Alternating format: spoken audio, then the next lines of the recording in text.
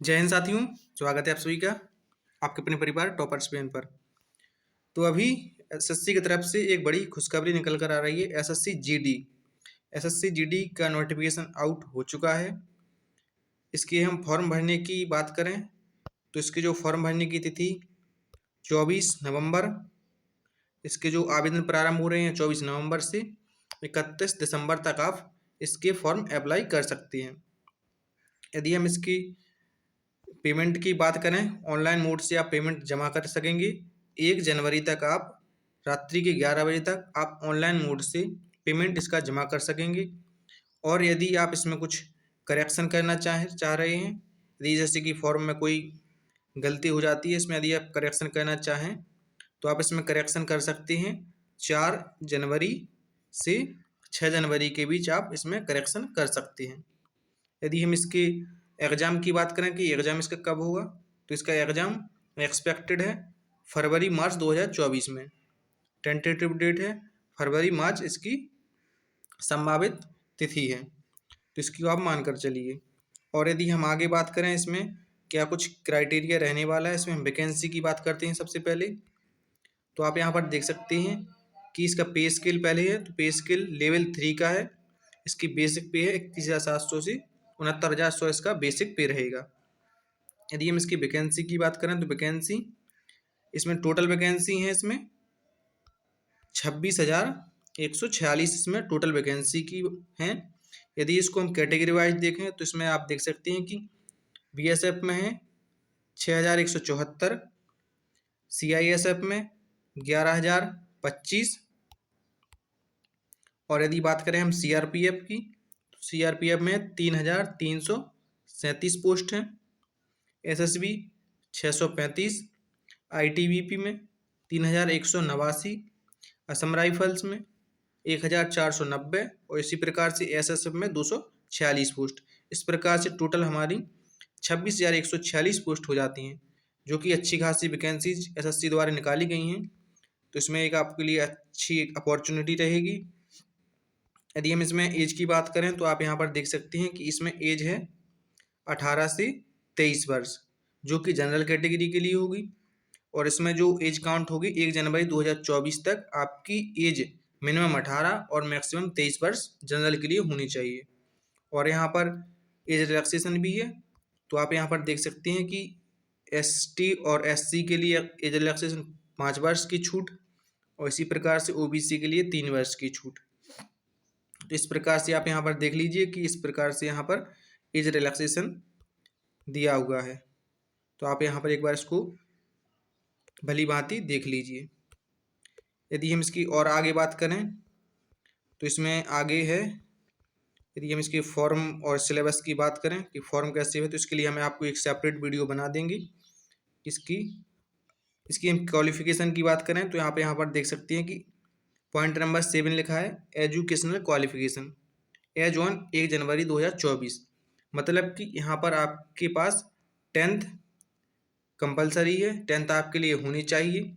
1 जनवरी 2024 तक आपके पास 10th होनी चाहिए, जो कि आपकी एक रिकॉग्नाइज्ड बोर्ड और यूनिवर्सिटी से हो, मतलब कि मान्यता प्राप्त बोर्ड से आपके पास 10th होनी चाहिए 1 जनवरी 2024 तक। यहाँ पर क्वालिफिकेशन हो गई। यहाँ पर आप देख सकते हैं कि सर्टिफिकेट, यदि आपके पास एनसीसी का सी सर्टिफिकेट है तो आपको 5% मैक्सिमम नंबर मिलेंगे, और एनसीसी का बी सर्टिफिकेट के 3%, ए के लिए 2%। इस प्रकार से आपके लिए सर्टिफिकेट के लिए अपने बता दिए।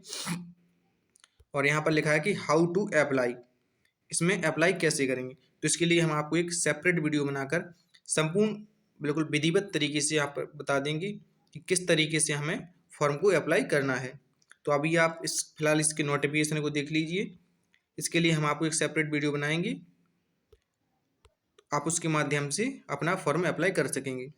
यदि हम इसकी एप्लीकेशन फ़ी की बात करें तो इसमें एप्लीकेशन है 100 रुपये, आपके लिए एप्लीकेशन फ़ीस है। आगे हम बात करें तो आप यहाँ पर देख सकते हैं कि हमने आपको शुरू में बता दिया कि इसमें करेक्शन डेट आपकी है 4 जनवरी से 6 जनवरी के मध्य आपकी यहाँ पर करेक्शन डेट है। यदि आगे देखें तो आप यहाँ पर देख सकते हैं कि इस यहाँ पर सेंटर दे रखे हैं यहाँ पर कि आप कौन सा सेंटर यहाँ पर फिल करना चाहते हैं। जैसे कि भागलपुर हो गया, मतलब कई यहाँ सेंटर दे रखे हैं।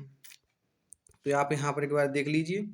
यदि हम इसकी एग्जाम पैटर्न की बात करें कि इसमें क्या क्या पूछा जाएगा, तो यदि हम बात करते हैं स्कीम ऑफ एग्जामिनेशन, यदि हम स्कीम ऑफ एग्जामिनेशन की बात करें तो आप यहाँ पर देख सकते हैं कि लिखा है कंप्यूटर बेस्ड एग्जामिनेशन।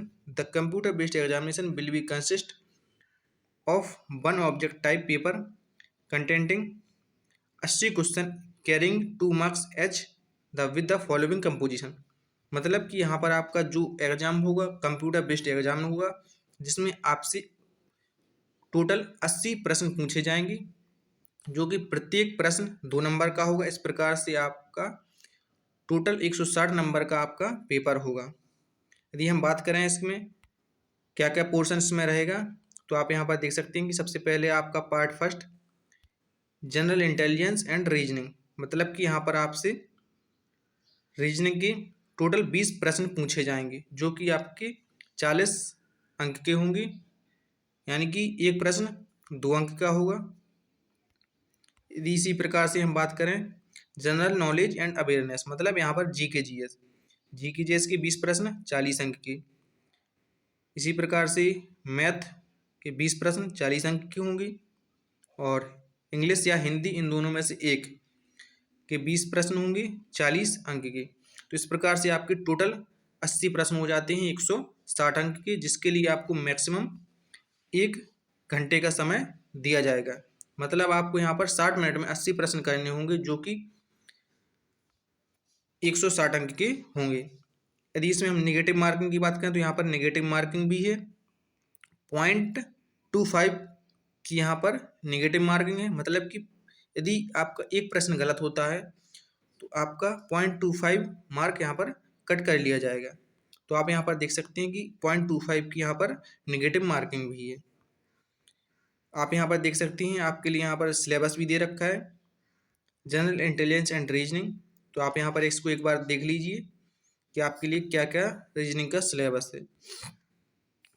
इसी प्रकार से जीके जीएस का सिलेबस भी है डिटेल में, और यहाँ पर मैथमेटिक्स और हिंदी एंड इंग्लिश का यहाँ पर सिलेबस दे रखा है।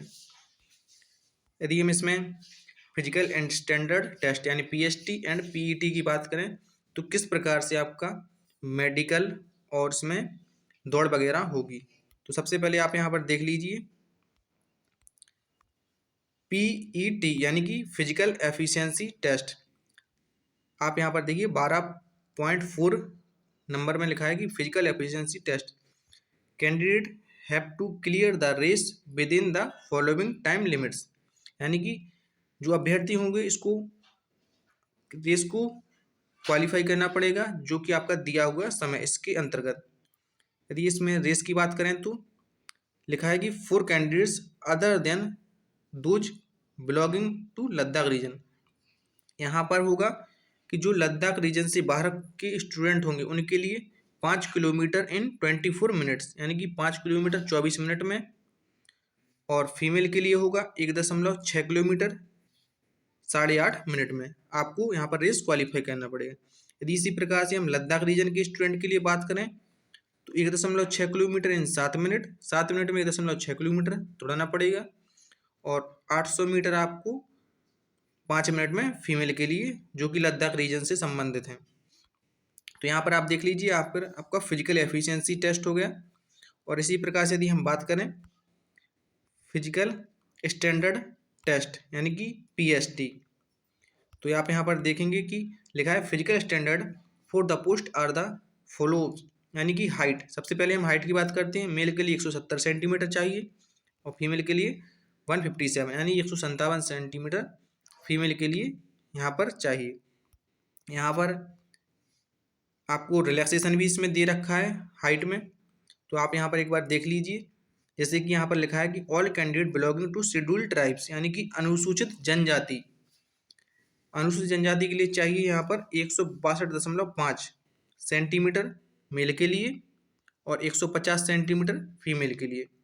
इसी प्रकार से all scheduled tribes candidate of नदर ईस्टर्न स्टेट्स, यानी कि नॉर्थ ईस्ट के जो स्टेट्स हैं उनके लिए चाहिए 157 सेंटीमीटर मेल के लिए और 147.5 सेंटीमीटर फीमेल के लिए। तो इस प्रकार से आप यहाँ पर देखेंगे कि हर एक अलग अलग कैटेगरी के लिए हाइट का रिलैक्सेशन यहाँ पर दे रखा है। तो एक बार ऐसा आप इसको देख लीजिए। और ये हम इसमें चेस्ट की बात करें तो चेस्ट है इसमें लिखा है कि male candidates should the have following standard of chest measurement, यानी कि अनएक्सपेंडेड, यानी कि बिना फ्लाव के आपके पास 80 सेंटीमीटर सीना होना चाहिए। और इसके अलावा यदि हम बात करें कि इसमें फुलाव कितने का, तो यहाँ पर फुलाव मांगा है 5 सेंटीमीटर का इसमें फुलाव। इसी प्रकार से यहाँ पर भी रिलैक्सेशन इसमें भी दे रखा है चेस्ट में, जैसे कि यहाँ पर देखा जाए कि all candidates belonging to schedule tribes, यानी कि अनुसूचित जनजाति के लिए 76 सेंटीमीटर और फुलाव के बाद 5 सेंटीमीटर का इसमें फुलाव आना चाहिए। इस प्रकार से आप यहाँ पर देखें कि अलग अलग कैटेगरी के लिए चेस्ट में रिलैक्सेशन दे रखा है। यहाँ पर भी देख लीजिए कि यहाँ पर आपका वेट से संबंधित दे रखा है, तो आप इसको एक बार पढ़ लीजिए। यदि हम आगे बात करें इसमें मेडिकल का भी दे रखा है, तो इसमें आप एक बार इसको अच्छे तरीके से मेडिकल की डिटेल पढ़ लीजिए। यदि इसमें हम आगे बात करें कि इसमें क्या कुछ और इसमें जानने के लिए है, तो इसमें ऐसा कुछ फिलहाल अभी इसमें है नहीं। जैसे कि आप यहाँ पर देखेंगे कि आपको फॉर्म भरते इसमें क्या क्या चाहिए, Aadhaar card, voter ID, driving licence, PAN card, passport, ID issued by university and college, इस तरीके से आपको आइडेंटिफिकेशन आईडी, यानी कि आईडी आपको एक चाहिए।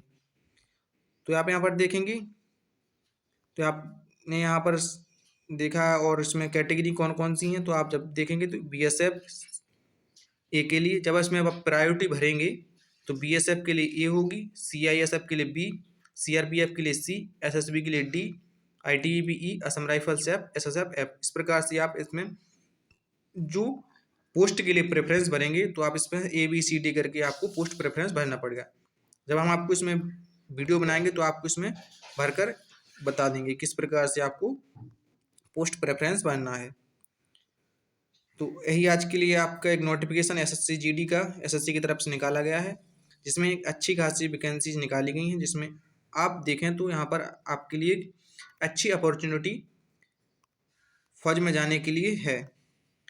तो आप इसकी तैयारी अच्छे तरीके से करते रहिए। और इसका जो एग्ज़ाम होगा मैंने आपको यहाँ पर बता दिया कि जो एसएससी की तरफ से बताया गया है कि इसका एग्ज़ाम फरवरी मार्च तक आपका हो सकता है। तो इसी को मानकर आप अपनी तैयारी करते रहिए। और यदि आप इसके फॉर्म भरने की से संबंधित वीडियो हम आपको एक सेपरेट तरीके से बनाकर आपके अपने चैनल पर डाल देंगे, तो आप उसके माध्यम से आप अपना एसएससी जीडी का फॉर्म अप्लाई कर सकती हैं कि किस तरीके से हमें पोस्ट प्रेफरेंस भरना है और हमें किस तरीके से सिग्नेचर या फ़ोटो अपलोड करनी है। तो एक तरीके से हम आपको फुली वीडियो के माध्यम से आपको संपूर्ण बता देंगे। तो बने रहिए हमारे टॉपर्स वन यूट्यूब चैनल के साथ। इसी तरीके से अपडेट पाने के लिए हमारे यूट्यूब चैनल टॉपर्स वन को सब्सक्राइब जरूर कर लें। मिलते हैं एक अगली वीडियो के साथ। जय हिंद, जय भारत।